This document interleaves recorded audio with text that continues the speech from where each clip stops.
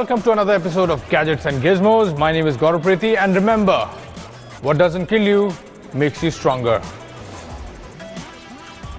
Get it? No? Think about it. So a decade back, I had kept a goatee, and that was the time when Dil Chahta had released, and people started saying that you look like Amir Khan. And when I started losing hair, they said you look like Akshay Khanna. Now that's a different thing. Nobody knows who Akshay Khanna is. Here's a smartphone that is facing somewhat of a similar situation. We have the Infocus M812, and here is the review. They say it's very important to have identity. Now, what exactly makes up one's identity? Is it your name? Is it your family name, your look, style, personality, or what you do? Frankly speaking, I have no idea. Coming back to the show, this week we have a smartphone that always gets judged for its resemblance to the iPhone 6. But we never judge, we always give you the complete picture. This is the Infocus M812, and let's find out more about this phone.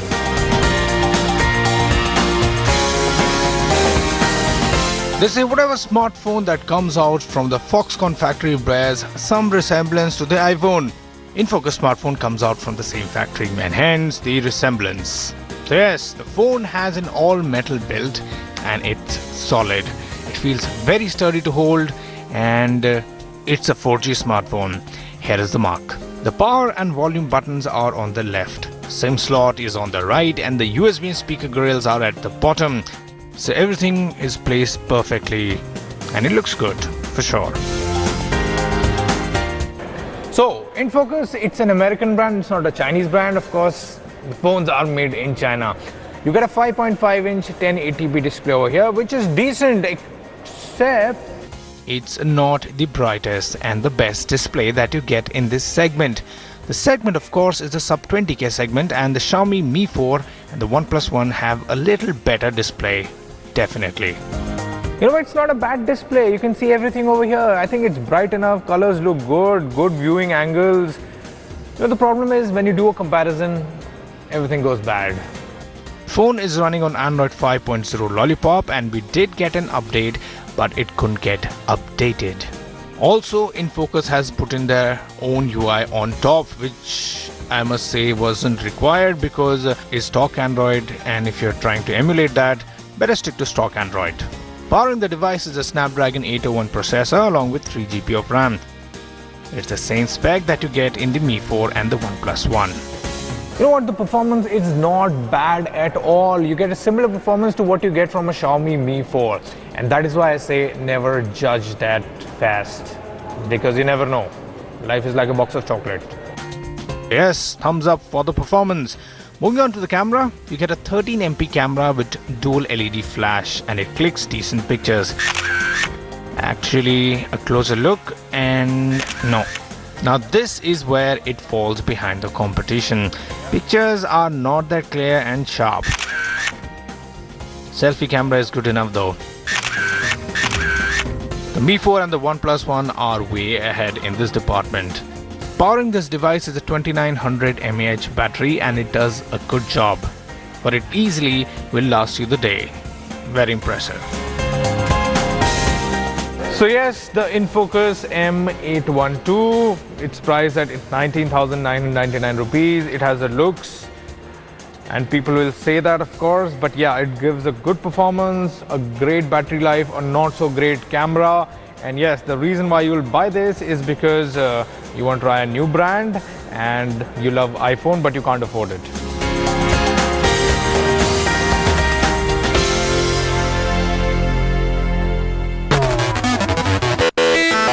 Now, Rohit and I, we share the same computer because we've just been given one computer. We've been fighting a lot, and last week the computer gave up. Now we have made peace. We need a computer. Everybody needs a computer. Don't you need a computer? Huh? Gaurav, just stop whining. In fact, both Gaurav, Bhaskar, just stop whining. You guys whine so much. And I'll tell you, I know for a fact both of these boys have notebooks and they're just too lazy to bring it. Anyways, their friendly neighborhood Bones is back to the rescue again. And my solution is this.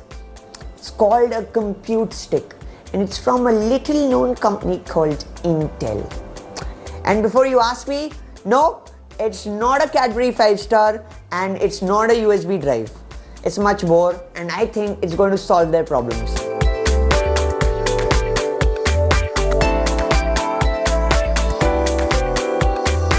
Now we need to turn this thing around. So we have this out here, and we need to fit the compute stick in the HDMI port. And an HDMI port, by the way, is available in all your TVs also, so this can be hooked up to a TV also very easily.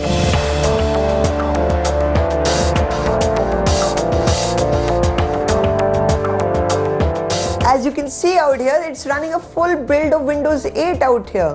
It's quite magical considering it's just a tiny little stick. It runs a quad-core Intel Atom processor, which you have seen many times on a smartphone, 2 GB RAM, 32 GB of internal storage, and Wi-Fi and Bluetooth is built in. Now let's talk about the performance of this little gadget. It's not going to be groundbreaking, to be honest, out here, because this is just 2 GB RAM and a quad-core Intel processor that you normally find on mobile phones.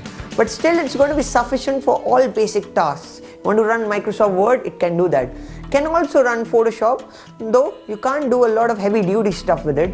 And it's basically going to be useful for basic things. If you want to watch video, you want to listen to music, you want to browse the web, that's it. If you think that you're going to edit 4K video on it, that's not going to happen.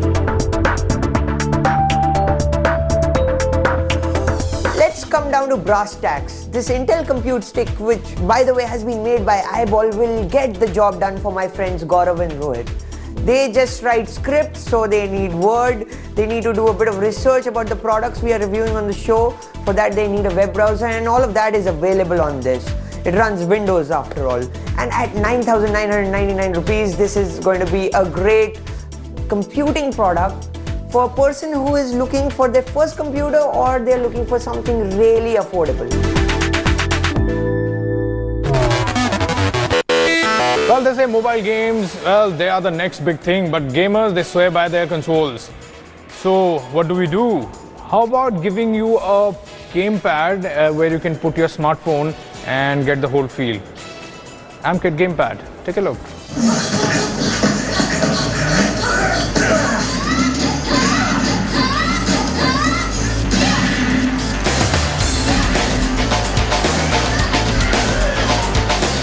Gaming, the urban Indian's favorite pastime. There are a variety of avenues and platforms for gaming these days, but arguably the best so far has been the consoles.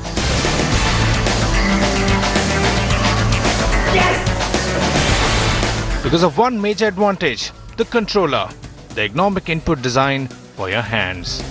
As cool as it is, it does invite envy, and that envy can get someone killed.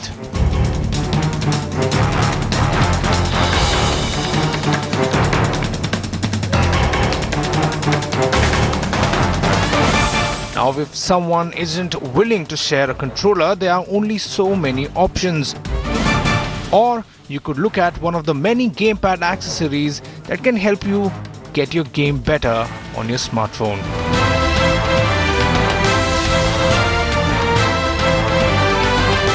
AMKit Evo Gamepad Pro hopes to emulate your favorite console controller. The design echoes that. The Gamepad Pro looks like an Xbox 360 controller, but you can't really knock AMKit on that. Controller peripherals in general draw a lot on a successful design language, and there is nothing wrong with that.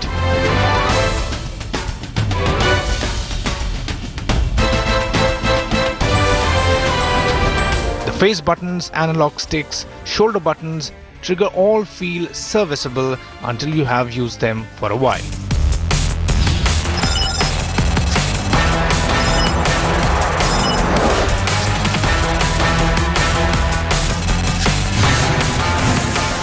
The analog stick in particular tend to feel sticky and have a tendency to get stuck while operating them. The shoulder buttons feel stiff but not unresponsive. The triggers feel in particular very responsive, but not many touchscreen games use them. In fact, you will be using mostly the face button and the sticks.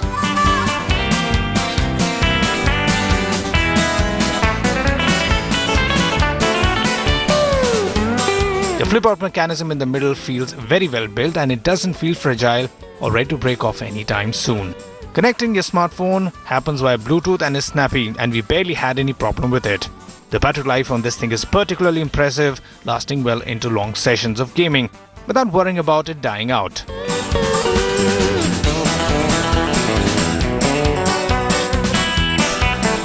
The Evo Gamepad Pro is only compatible with Android devices at this point, so people with iOS devices will have to look somewhere else. At Rs 2,799, the Gamepad Pro is a well-designed piece of tech that is durable and does exactly what it sets out to do, even if it does have a few problems. Now, what do you look for in a smartphone? I know that's $1 million question that every company is trying to answer, but yeah. They say that people these days, they want a bigger display, they want a brighter display, they want a good camera, great processing power. That's pretty much what you want from a smartphone, right? This week, we have the Lenovo Vibe Shot. And is this the phone that you're looking for? Let's find out. We really love our smartphones these days. But the funny thing is that we just don't like making calls with them. The state of affairs of the networks is really horrendous, and that's the reason for it. Thankfully, we can watch movies, play games, listen to music, and sometimes get some work done. We can also take pictures of our loved ones. That's one of the reasons Flickr claims the iPhone is the most popular smartphone camera in the world, digital camera in the world. Unfortunately, in the last few years, we haven't seen a smartphone which has been geared towards the shutterbug. That's set to change because Lenovo has one, and it calls it the Vibe Shot.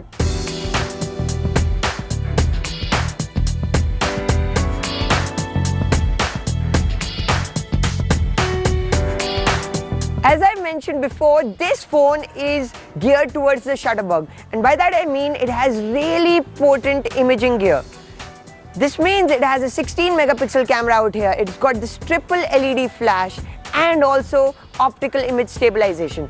Now, I've tested this phone in situations, in dark situations, in dingy situations, and also a bright and sunny day like today. And the performance is quite admirable. Now, the cool bit out here, especially in low light situations, is that you have got this triple LED flash which does wonders. It does not overexpose images, and you will get results which are true to life. In addition to this phone has got a really cool HDR mode which is really impressive. This is perhaps not a good phone if you're interested in shooting photos that are of objects really nearby. By that I mean macro photography. It's a little slow and the autofocus doesn't work well all the time. But in most scenarios it really does the job, especially in wide shots.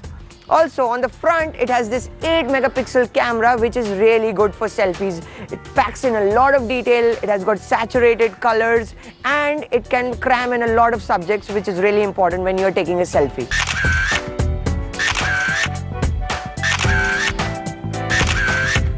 Now, another area where Lenovo really gets things right with this phone is design. Now, this frame is chiseled out of metal, and on the back you have got this mirror-like glass finish and also this design element, and it really looks attractive. It's a little rectangular, really a candy bar design, and it's really reminiscent of the iPhone 5S, a super-sized iPhone 5S, because you have got these speaker grills out here, you have got this chamfered edge out here, and uniquely, because this is a phone which is geared towards the shutterbug, you get this dedicated camera shutter button, also this little toggle switch which sort of toggles between auto and pro mode for the camera app. And it's a really nice looking device, and you will really feel that you are using an expensive smartphone, which is really important when you're spending a lot of money.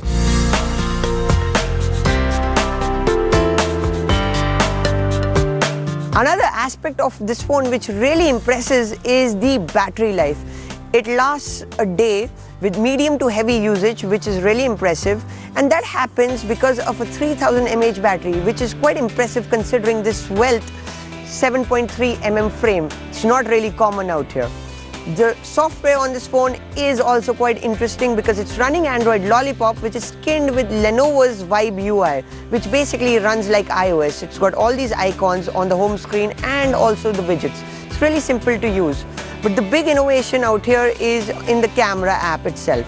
So the camera app is actually quite detailed, and if you're a photographer who knows his way around a DSLR, then you will really enjoy it, because you get all these settings out here. You get to control ISO, exposure, you get all these grids out here, and if you use these manual settings, then you can probably get even better photos when you manipulate them manually. And if you don't like to do that, then you can always toggle with this button out here and it'll go back to auto mode.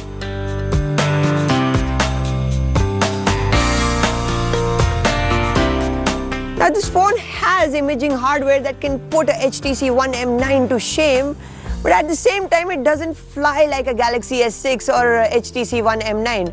And that's because it's running basically modest hardware. By that I mean a mid-range 8-core processor, 3GB RAM and 32GB of internal storage. Of course, it has 4G LTE connectivity. It is a dual SIM smartphone. It's somewhere in the middle, which is good enough for most people. It's going to perform decently. It's not going to fly, definitely, but it's going to get most basic tasks done without much trouble, and it won't lag a lot. And that's a really good thing. What really gets me excited about this phone is this gorgeous 5-inch display, which has got a full HD resolution. Colors pop out of the screen and they are vivid.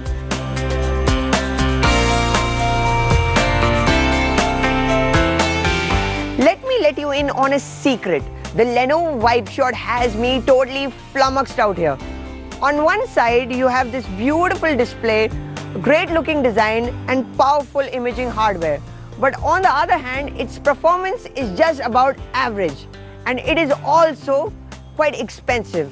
In my opinion, it's kind of overpriced. If you care about image quality, then you'll probably buy an iPhone. But not everyone can do that. And if you really want a phone which takes great photos, then this one is worth a shot in the dark.